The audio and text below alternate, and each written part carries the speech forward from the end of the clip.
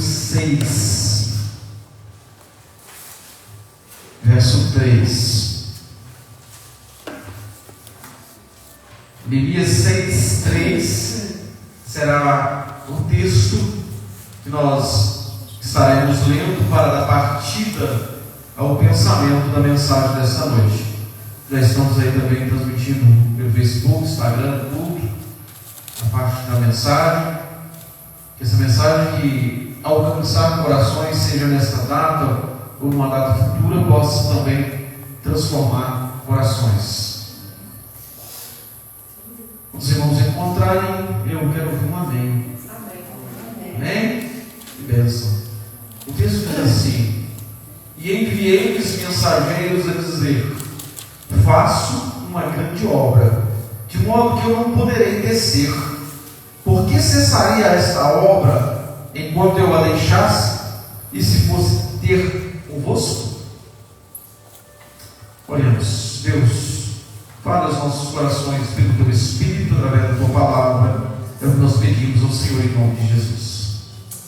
Amados, o livro de Neemias trata de um grande propósito de um homem de Deus que veio se oferecer, colocar a sua vida a serviço de um povo.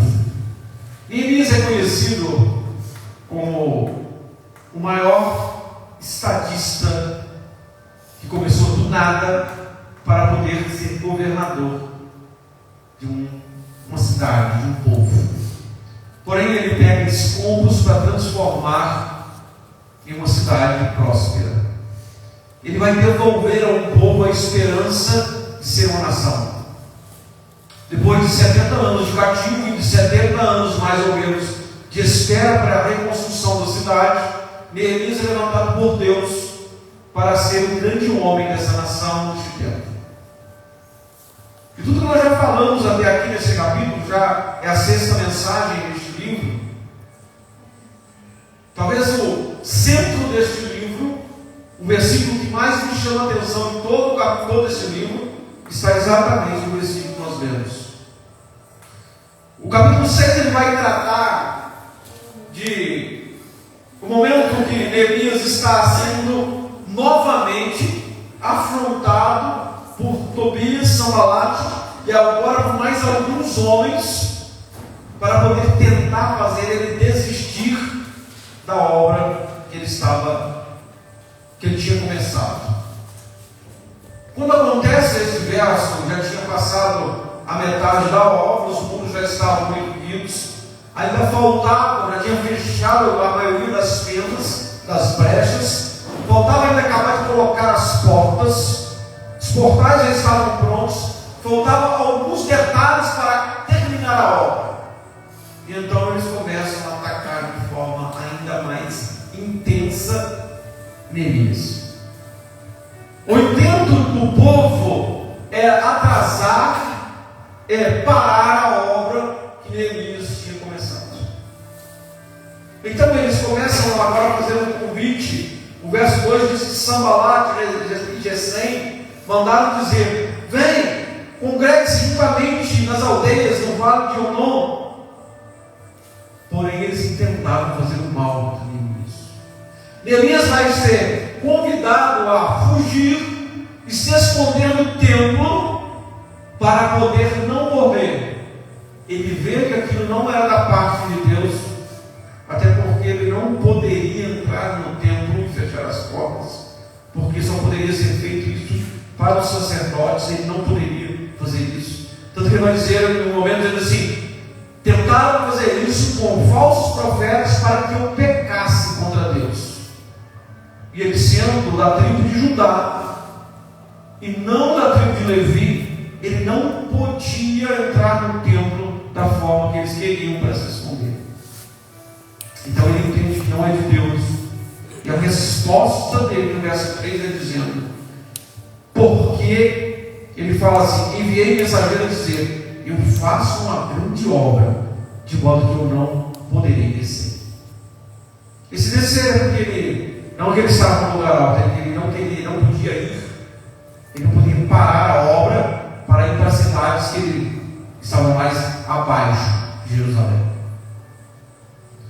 O que Neemias está dizendo assim: olha, essa obra, esse chamado, esse propósito, esse projeto que eu estou, eu não paro, porque ele é a minha vida.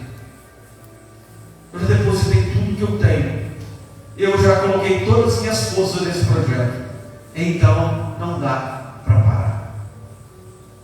Neemias, ele deixa muito claro para o povo, dizendo: eu não posso, por que eu pararia? Não há motivo de parar aquilo que eu já comecei. Amados, eu quero deixar um pouco a história de Neemias nessa noite, e ela só servirá, esse verso servirá para nos direcionar, para nós conversarmos exatamente sobre isso. Uma grande obra. Qual a sua grande obra?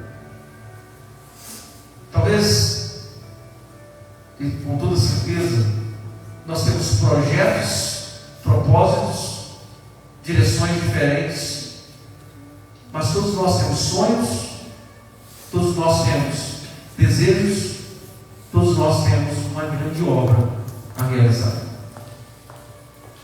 Neemias está dizendo que a dele é tão importante que ele não irá parar por causa de nada. Eu quero fazer essa pergunta a você.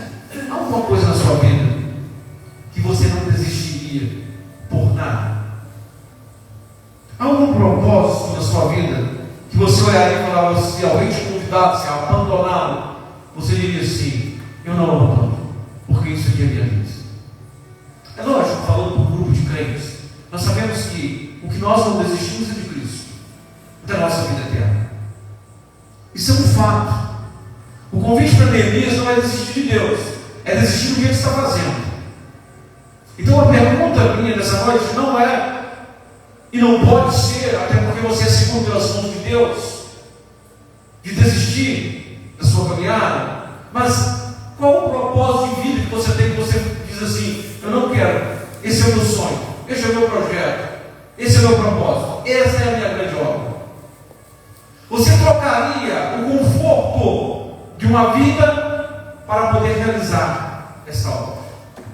Você trocaria o conforto do palácio, como Neemias trocou, para poder colocar a mão na ferramenta para realizar aquilo que Deus colocou no seu coração?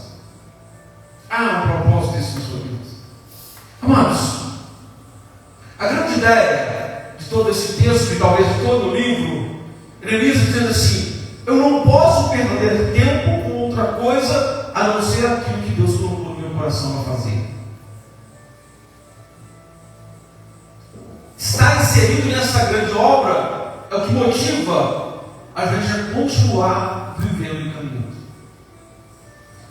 E aqui a nossa grande obra que eu quero trabalhar no seu coração nessa noite, no meu, não é, talvez não seja um coletivo, mas um individual. Aquilo que você quer conquistar na sua vida particular. Qual o seu desejo? Qual o seu sonho? Qual o seu projeto? Qual a sua meta de vida? Aonde você quer chegar? O que você quer conquistar? O projeto é aquilo que ajuda a organizar essa grande obra. O projeto é aquilo que nos dá direção aonde nós queremos ir. O projeto de Neemias é construir, reconstruir o muro e trazer proteção a Jerusalém. O grande projeto de Neemias é reunir um povo para trabalhar em prol daquela nação. Individualmente nós temos projetos, e isso quero que você olhe para o seu coração. O que você deseja?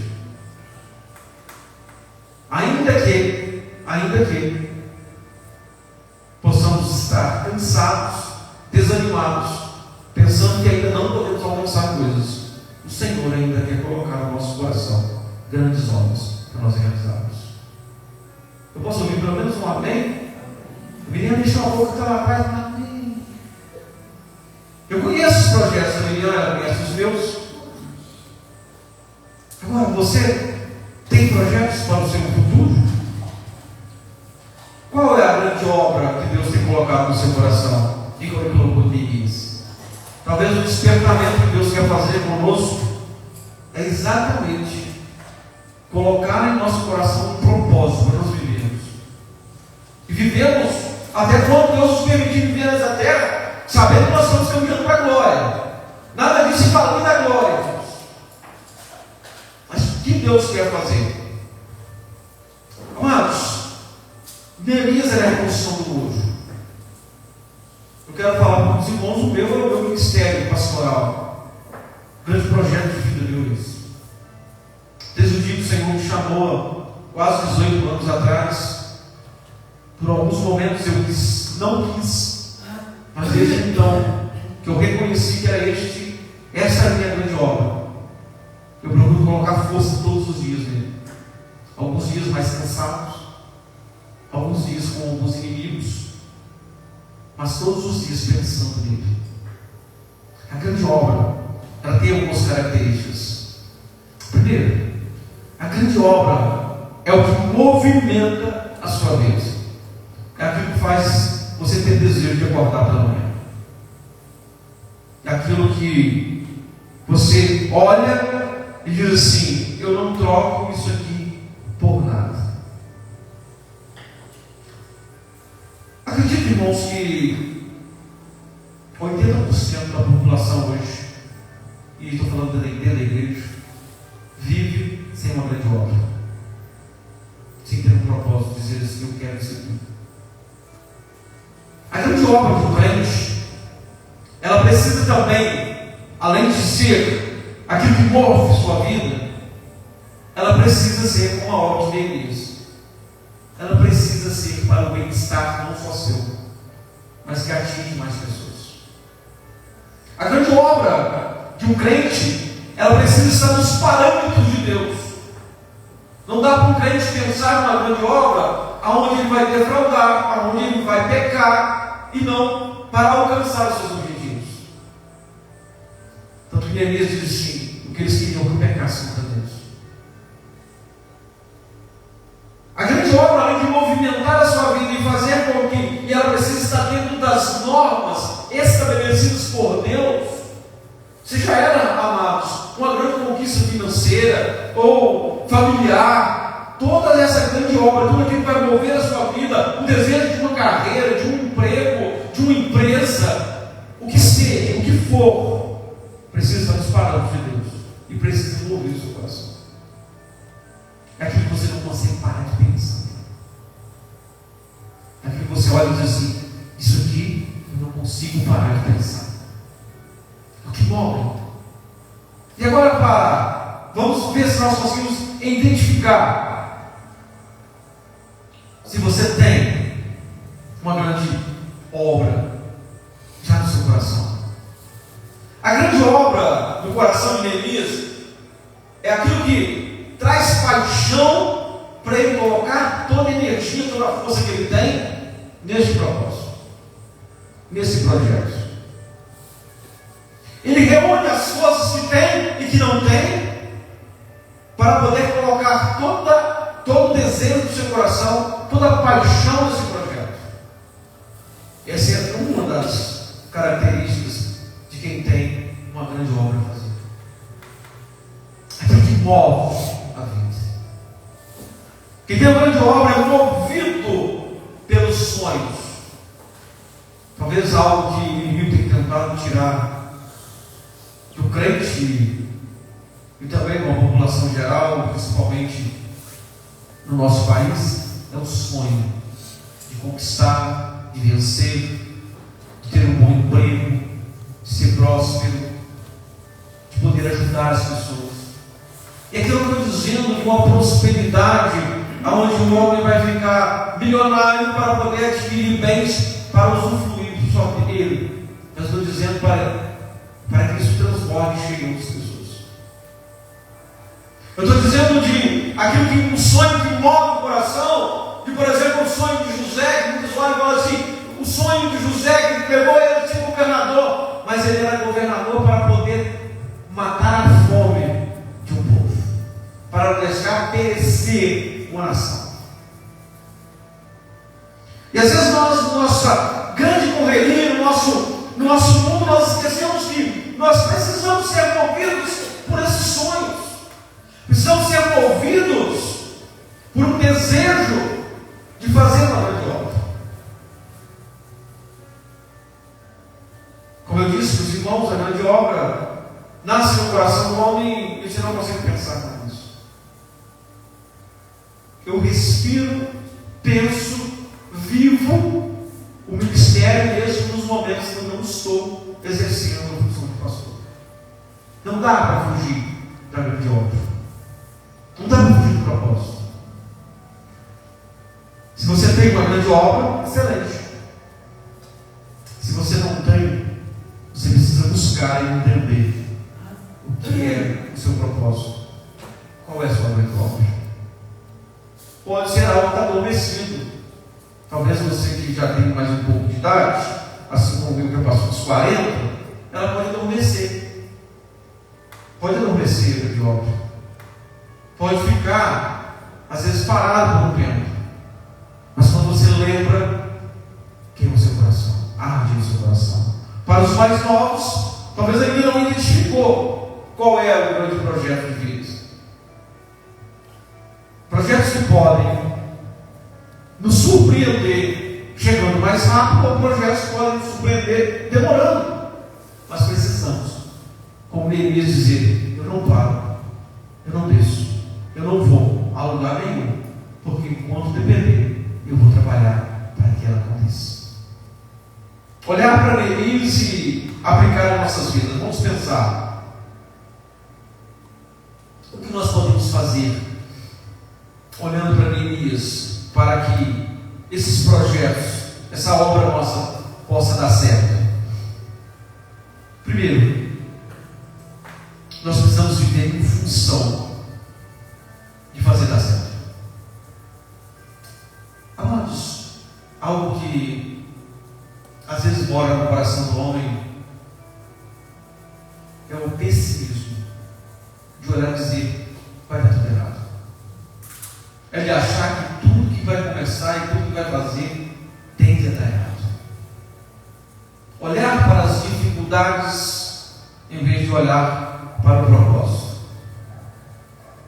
Vamos pensar aqui na história bíblica de Davi. Quando Golias está afrontando o povo de Israel, todo mundo está com a visão do gigante. Quando Davi chega, Davi diz assim: qual que é o prêmio para matar eles? Ele diz: olha, vai casar com a filha do rei e a família não vai pagar mais impostos. Nem sei se ele estava interessado nos impostos, mas a filha do rei estava interessada. E Davi foi lá, enfrentou aquele gigante, matou aquele gigante, arrancou a cabeça do gigante e entregou na mão do rei, porque o propósito dele passava pelo palácio. O propósito, para olharmos e colocarmos toda a força, nós precisamos olhar e dizer assim: tem muitos desafios? Tem, mas pode dar certo. E colocar força, fazer tudo o possível para dar certo.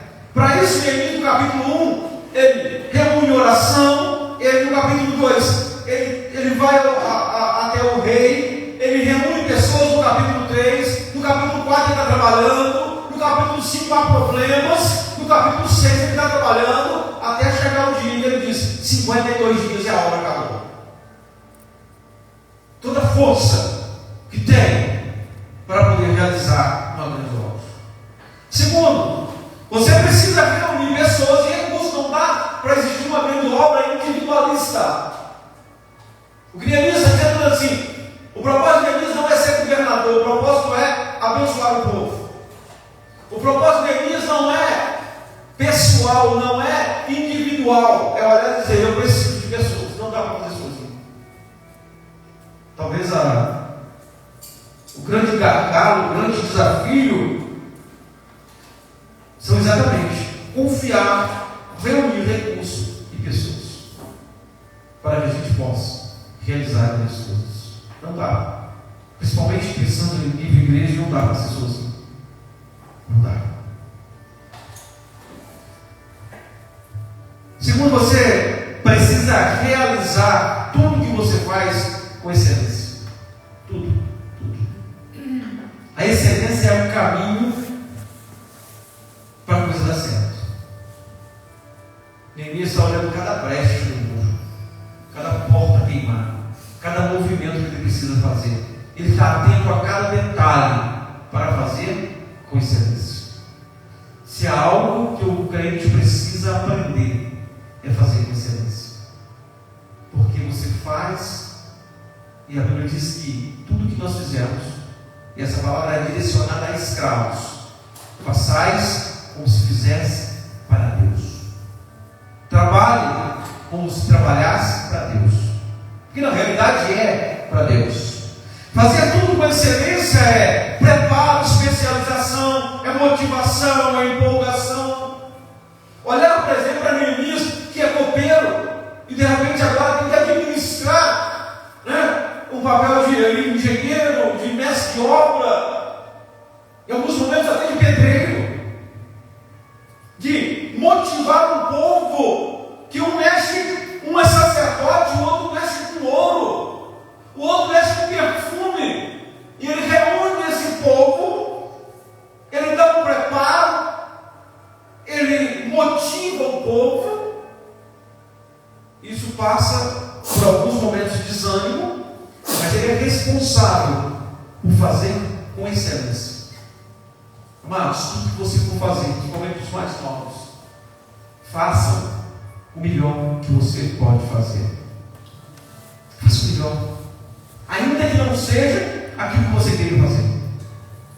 Neemias, o coração dele é reconstruir o muro. Porém, quando ele está servindo o rei, ele era o melhor do que ele fazia. Tanto que o dia que ele fez, que ele não estava bem, o rei percebeu. Não, você não está bem. Faça com excelência tudo aquilo que for colocado para que você possa fazer, para você alcançar a grande obra, para você realizar essa grande obra como o Neemias vai realizar. Faça com excelência. Para isso você precisa de preparo, especialização, entender o que você está fazendo em todas as áreas. E tudo que nós vamos caminhar, você precisa entender. Essa semana, sexta-feira, nós saímos aqui para comprar uma máquina. Vamos ver a máquina. E quando eu cheguei, que eu olhei, falei, a máquina é boa. Pode olhar. Quando eu abri, eu olhei as peças dele e falei, excelente. Aí a mulher deu um pano que eu coloquei, que eu pisei. Eu falei, a máquina é minha. Por quê? Porque eu procurei, apesar de não ser a minha grande obra, ser entendido naquilo que eu estou fazendo. Porque eu preciso passar por alguns meios para alcançar a grande obra. Isso é o quarto. O que eu preciso? Todo projeto tem que ser os meios para nós chegarmos à obra. O meio de Neemias chegar à sua grande obra era passando pelo palácio do rei. Primeiro ele passou a copeiro, fez com excelência, e depois foi preparado para poder chegar e realizar essa grande obra. Tudo que fizer, faça o melhor que você tem. Não dá para fazer melhor porque a gente não tem. Neemias, a cada momento, a cada passo dessa obra, ele fez o melhor que ele podia com o que ele tinha. E a hora que ele tem, faça melhor ainda. Então, nós não dá para pensar em fazer uma grande obra, executar um grande projeto, sem fazer o melhor com o que tem. E ser feliz com o que tem. Não dá para você pensar em ter uma moto 0 km se você for ingrato andando na bicicleta. Não dá para você pensar em ter um carro do ano se você for ingrato quando estiver andando num carro mais velho. Não dá para ter uma casa dos seus sonhos boa, do jeito que você quer, se você for ingrato pela casinha ou pela casa que você mora. Não dá. Tem os meios que nós vamos passar. Quinta coisa que você precisa entender da grande obra. Toda grande obra, todo grande projeto tem adversários. Sabe onde está o maior adversário nosso para a grande obra? É aquele que você olha toda manhã no espelho. É o nosso maior adversário. Nosso maior adversário somos nós mesmos. Talvez você já tentou se sabotar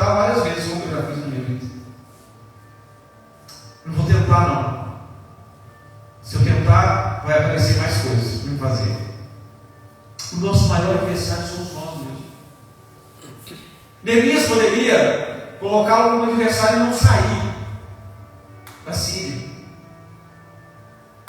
Ele poderia ficar sob o domínio dos medos persas. Ele poderia não marcar esse desafio para chegar na sua grande obra. A grande verdade dos desafios nos move. E nós queremos sabotar a nossa toda vida. Quantas coisas já era que nós temos feito e nós não fizemos? A procrastinação, né? Um nome bonito que eles deram para o nosso cansaço, o nosso desânimo, dizer, deixa para amanhã. Tem um ditado aí que diz, deixa para amanhã. Como é que é? Não deixe para amanhã, você pode fazer hoje. Esse ditado já passou, agora não é assim. É para que fazer hoje se posso deixar para amanhã? Está todo mundo deixando para amanhã. Deixa para amanhã, deixa para amanhã. Mas na realidade, nós precisamos fazer hoje. É vencer a nós mesmos, mas também a outros adversários. Nós sabemos que todo projeto que ele pode beneficiar mais pessoas, Satanás vai lutar contra. Satanás não quer o crescimento do povo de Deus. Há mais duas teologias terríveis que apareceu no meio da igreja. Uma é chamada teologia da prosperidade. Ela foi trazida para o Brasil através do Benihim. Agora, graças a Deus, ele pediu até perdão por ter começado esse movimento. É onde você dá 10 para receber 100. Aonde você coloca R$1 para ganhar 1000. Aonde você, se não tiver muito dinheiro no bolso, Deus não está você não está agradando a Deus. Terrível essa teologia da prosperidade. Mas teve uma outra pior do que essa, chamada teologia da libertação. Essa trouxe, trazida pela igreja romana, onde diz que para você agradar a Deus tem que ser muito pobre, que riqueza não agrada a Deus. E então criou-se um povo, um cristianismo, principalmente nas igrejas pentecostais mais antigas, onde confundiram humildade com pobreza.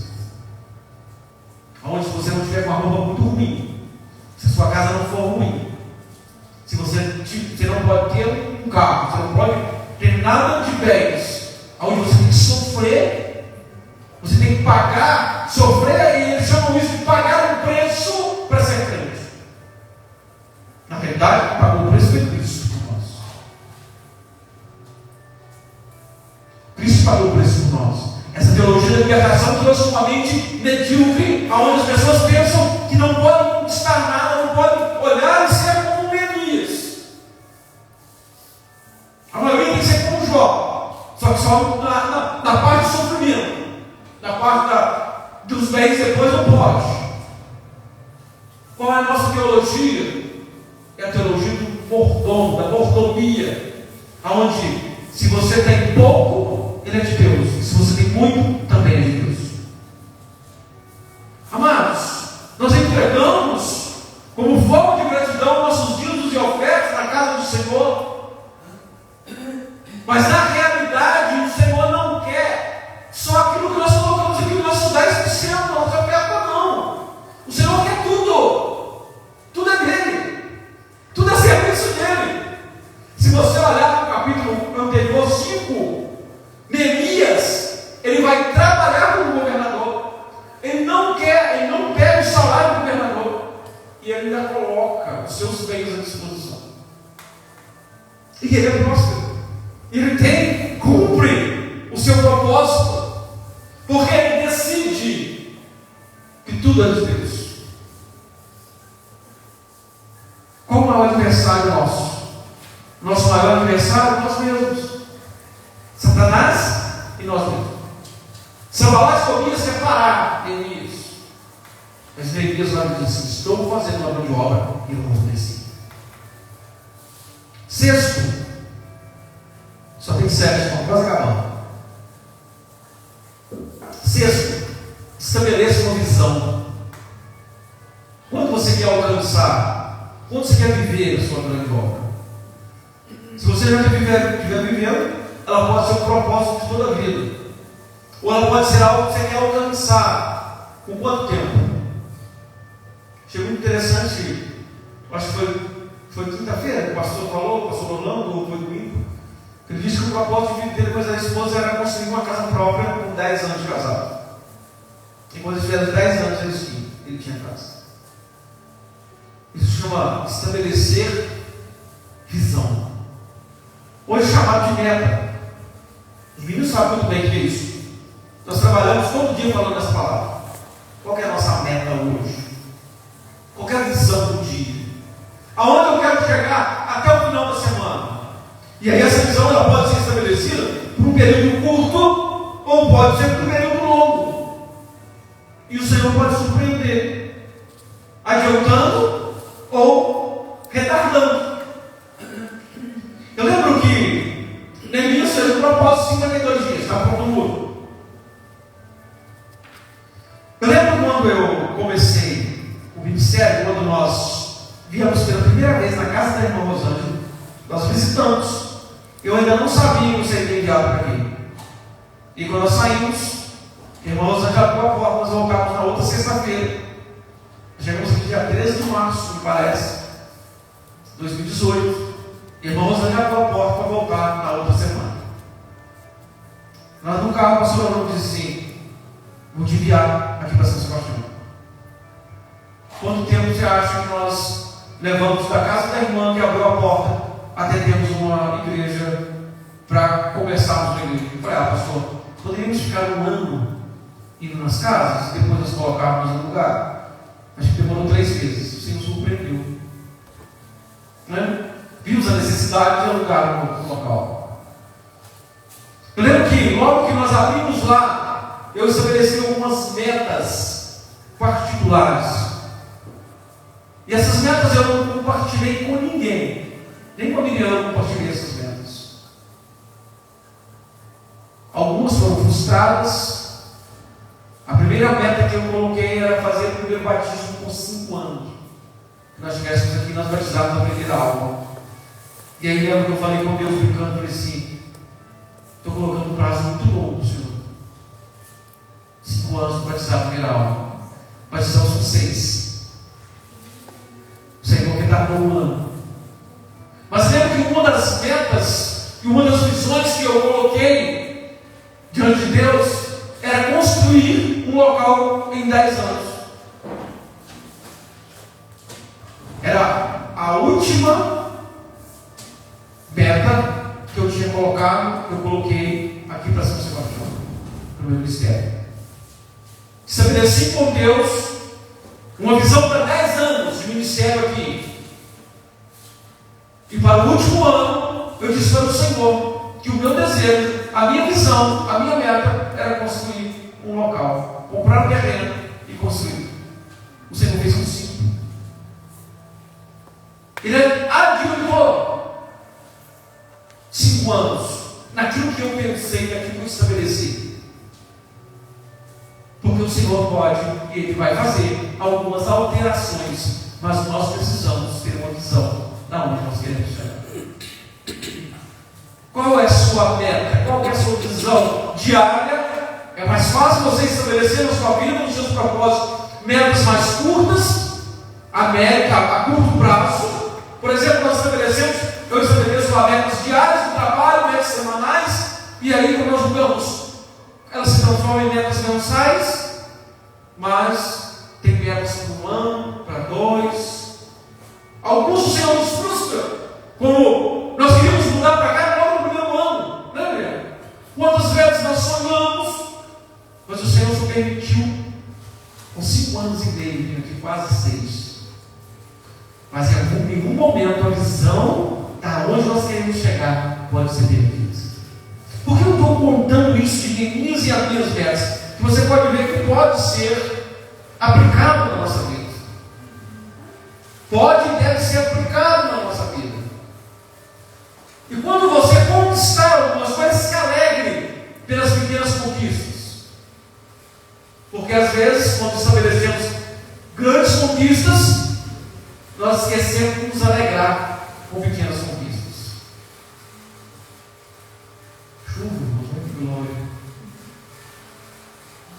Alegre-se quando você conquistar algumas metas. Por isso, irmãos, que é importante você estabelecer visões, metas. Porque quando você conquistar, você vai olhar e dizer assim: vale a pena. Mais do que se alegrar, conquiste, comemore esses resultados. Por menores que sejam, principalmente para os homens, os chefes de família, que são à frente da família, comemore com sua família algumas conquistas. Vale a pena. Vale a pena. Estou dizendo para esbanjar, não, mas vale a pena comemorar.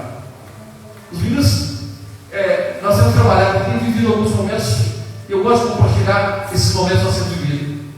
Essa semana nós estabelecemos lá um trabalho, né? E propus para eles: vamos trabalhar com a seguinte meta. Vamos trabalhar segunda, terça e quarta, muito, passando um pouco do horário. Naquilo a gente reduz, porque tem culto, e aquilo que nós íamos terminar na sexta-noite, nós terminamos antes.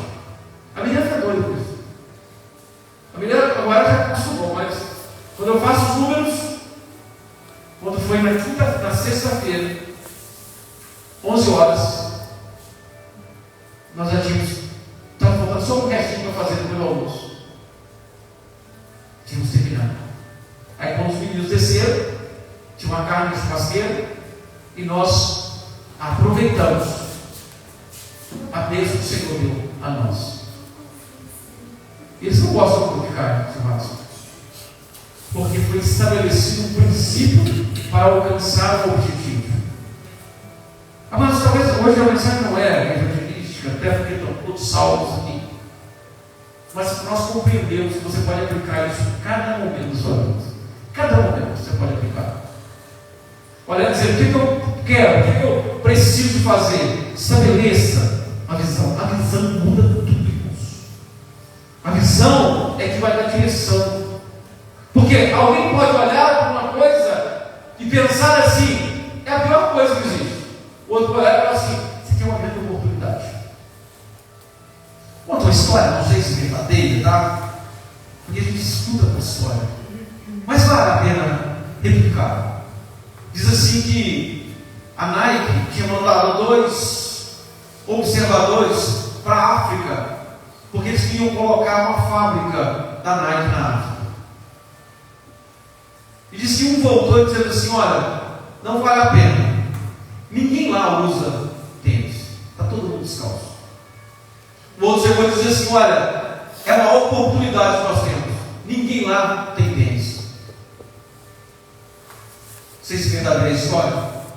Mas o mesmo lugar, a mesma situação, 2 pessoas com uma visão diferente. Um olha e diz: está todo mundo descalço, ninguém vai comprar tênis. O outro olha e fala assim: ninguém tem tênis, todo mundo está precisando. Biblicamente nós podemos olhar para isso quando Moisés manda os 12 espias, que 10 voltam dizendo: olha, a terra até que é boa, mas tem gigante, e nós somos como gafanhotos diante deles.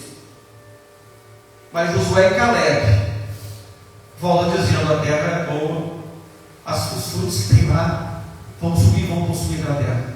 O Senhor está conosco. Visão diferente na mesma situação. Qual é a visão que o crente precisa ter? Qual é o que domina nós? É a visão de que desafios nos levam à conquista. Jesus nunca fugiu do desafio. A igreja primitiva nunca fugiu do desafio. O crente precisa olhar para isso e dizer: olha, o desafio é grande, mas nós precisamos não desistir, que é o último ponto. Não desista, prossiga, tendo certeza do seu propósito. Se você tem certeza que foi Deus que colocou no seu coração, prossiga. As coisas são mudadas, nós readaptamos algumas coisas são trocadas, pessoas são valorizadas, para que nós possamos concluir o projeto que Deus colocou no nosso coração. Amados, estou falando de uma forma muito genérica, porque cada um tem um propósito de vida, cada um tem um projeto, cada um tem algumas cuidados diferentes, mas esses princípios dá para aplicar em toda a nossa caminhada. Então, os meninos começando a vida, né? Nós temos o pastor Francisco uma nova batalha ali, dá para brincar. Irmãos, Ângela mudando, lá é uma nova batalha. Todos nós, a irmã Ruth vai dizer que é um outro projeto. Precisamos olhar para tudo isso para brincar. Excelência, principalmente. Amados, como é bom você chegar num lugar onde a coisa tem excelência, a coisa é bem feita, que você olhou que ninguém desistiu daquilo.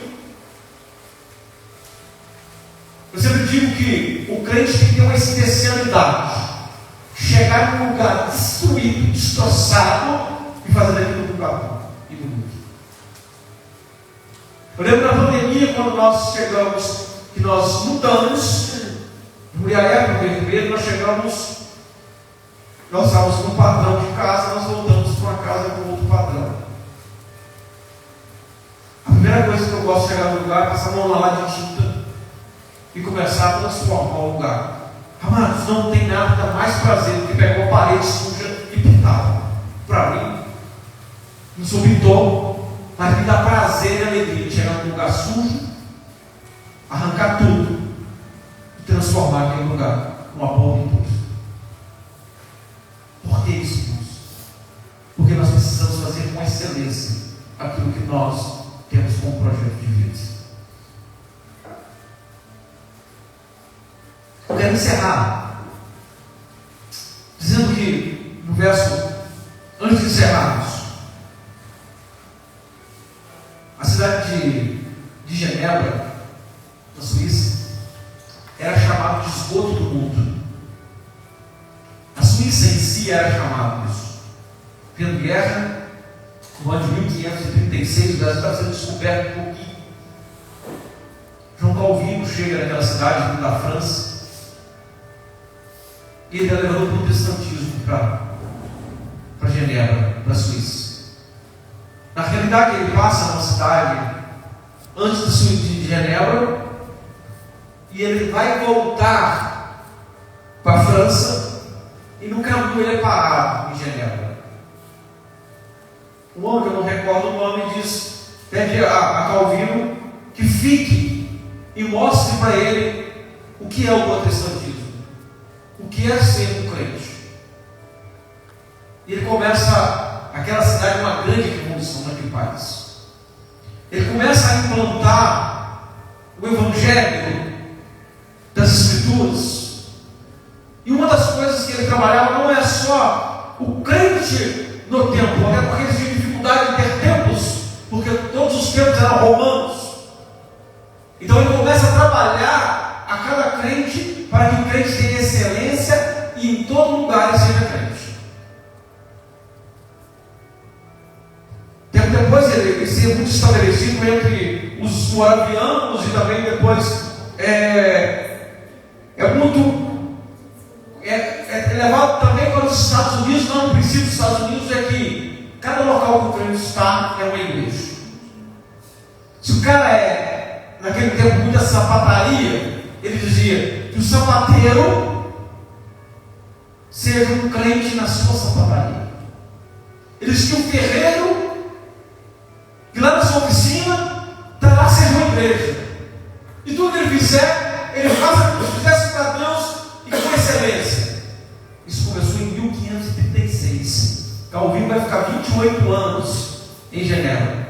Na verdade, ele não retorna para a França, a não ser por 2 anos e meio que ele vem na França, mas ele vai terminar sua vida em Genebra, na Suíça. Qual o resultado disso? 500 anos depois. Qual é o melhor relógio? Qual o melhor chocolate? Qual o melhor queijo? Em especial, trabalhando a questão do relógio e o queijo. O relógio que eles têm hoje, que é tão famoso, tão caro, tão excelente, ele é originado lá no tempo de Calvino. Nos relojoeiros antigos, que eram crentes, que entenderam o Evangelho e disseram: eu preciso fazer com excelência, porque esse aqui é a minha meta de vida. O queijo em especial, a Suíça tem mais de 450 tipos de queijo diferentes. Tudo bem com excelência. Mas começou os produtores de leite há 500 anos atrás, olhando dizendo: este livro que foi um crente que fez, ele precisa ser o melhor, precisa ter excelência. Algumas coisas estavam erradas, eles refaziam. O sapateiro que colava, que fazia o sapato, ele era o melhor sapateiro, porque ele era crente. Amados, eu escutei com muita tristeza o dono de um comércio na Embraer dizendo assim: eu não contrato crente. E o cara é crente. Com tristeza, um irmão de igreja, ele disse assim: pastor, eu tenho vergonha de dizer, mas quando o cara diz que é crente, eu evito contratá-lo, porque a maioria das vezes é errado. Que tristeza eu ouvir isso. Porque o que eu entendo, o que eu vejo que nós precisamos é quando alguém diz assim: eu sou crente. Ele é de confiança, ele é excelente. Eu posso deixar toda a responsabilidade na mão dele, quem vai executar como se fosse para Deus. Porque esse é o propósito de vida do crente: ser como Neemias, excelente. E essa excelência que foi aplicada na Suíça, depois dos primórdios dos Estados Unidos também foi. Porém, perdendo. Inclusive na Suíça tem perdido também a questão do cristianismo. Secularismo que entrou na Europa, derrubando tudo, destruindo tudo. Porém, nós ainda precisamos pensar como Neemias, como Calvino, e dizer: o crente não é crente só aqui. Nós somos crentes em todo lugar. Todo lugar. Crentes com excelência. Eu não estou dizendo, irmãos, que nós precisamos sair pregando o evangelho, falando, com oportunidade falamos. Mas em todo tempo nós demonstramos que somos crentes. São grandes desafios que nós temos na nossa metrópole. Não desista do seu desafio. É o que nos impulsiona. É o que nos impulsiona. Não tenha medo de começar, não tenha medo de parar, mas nunca desista. Nunca desista. Sempre pensando que precisamos fazer como se estivéssemos fazendo para Deus. Porque na verdade fazemos. Encerrando, olha Neemias 6,16.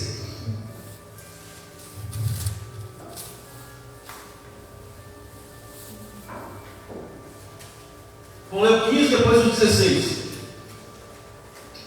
Acabou-se, pois, o muro aos 25 do mês de Elul, setembro, em 52 dias. E sucedeu que, ouvindo todos os nossos inimigos, todos os povos que haviam ao redor de nós temeram. E essa frase eu quero que você guarde. Não, pode passar. E abateram-se muito os seus próprios olhos, porque reconheceram que o nosso Deus fizera essa obra. Sabe, depois que você colocou, você fez com toda a sua força? Sabe que é Deus que faz. Sem Ele, tudo que eu falei aqui, não vale nada. Faça como se dependesse de você, porque depende de você fazer, mas sabendo que toda honra e glória é de Deus. E é Ele que faz todas as coisas por nós. Faça com excelência, como o suíço, o melhor queijo, o melhor galote, o melhor chocolate. Como o mineiro, o melhor café. Mas faça sabendo que é Deus que faz. Pode parecer estranha essa frase. Põe toda a sua força, pensando que depende de você. Mas sabe que depende de Deus. Una isso, irmãos. Apesar de Deus poder todas as coisas, Ele quer contar conosco nessa grande obra. Deus poderia, da mesma forma que derrubou as cidades de Jericó, Ele poderia levantar as muralhas de Jerusalém. Porém, Ele não faz. Ele escolhe alguém para fazer. Ele poderia realizar todas essas obras na nossa vida assim.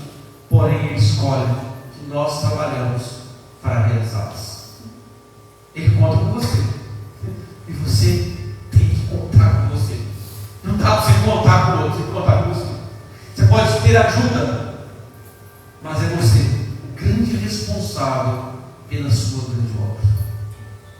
Que a grande obra seja responsável por ela. Amém? Oremos. Queria mandar você ficar de pé. E este momento eu faço um convite para você a orar por você. Eu não sei, irmãos, qual é o seu propósito de vida. Eu sei o meu. E às vezes eu fico meio preocupado, porque eu mereço tanta coisa. Mas agora, Senhor, me ajuda, Senhor, com minha mente. Eu não sei qual que você está sonhando na sua vida. Eu não sei qual é o propósito. Na verdade, alguns a gente sabe, né? Mas o que você quer diante de Deus? A Bíblia diz que Neemias, antes de começar, ele colocou tudo para Deus. Se é noite de você fazer isso com a sua grande obra, se você já definiu o que você quer fazer, ser, realizar essa vida, coloque nas mãos do Senhor nessa noite. Eu te convido a fazer isso em oração. Deus, nós, ó Pai, paramos tudo neste momento para voltarmos para diante do Teu trono, para colocarmos todas as nossas obras nas Tuas mãos. Nós temos sonhos, ó Pai, projetos, metas. Nós pedimos ao Senhor que se oriente a nós, ó Pai. Cada irmão aqui, ó Pai, que colocou diante do Senhor e está sonhando com alguma coisa, que o Senhor possa entrar com providência. Envia recursos, Senhor. Envia pessoas. Fortaleça, Pai, a nós, para que nós possamos vencer a nós mesmos e vencermos, ó Pai, o inimigo que nos afronta. Senhor, nos ajuda, Pai, a prosseguir, a não desanimar. Se há alguém abatido nesta noite e nesta casa, Deus, o renove as forças. Senhor, que o Teu Espírito possa renovar vidas, para que possam, ó Pai, crescer, ó Pai, na Tua presença.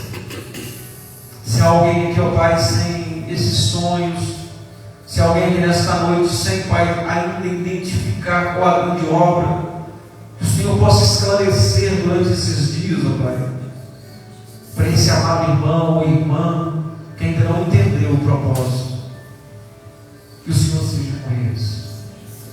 Deus, nós louvamos e agradecemos o Senhor, porque tudo que nós falamos aqui, ó Pai, aqui, enquanto vivemos neste mundo, sonhando, projetando, querendo conquistar, mas nós já sabemos que o bem maior, a obra maior, o Senhor já realizou na nossa vida, que é a salvação.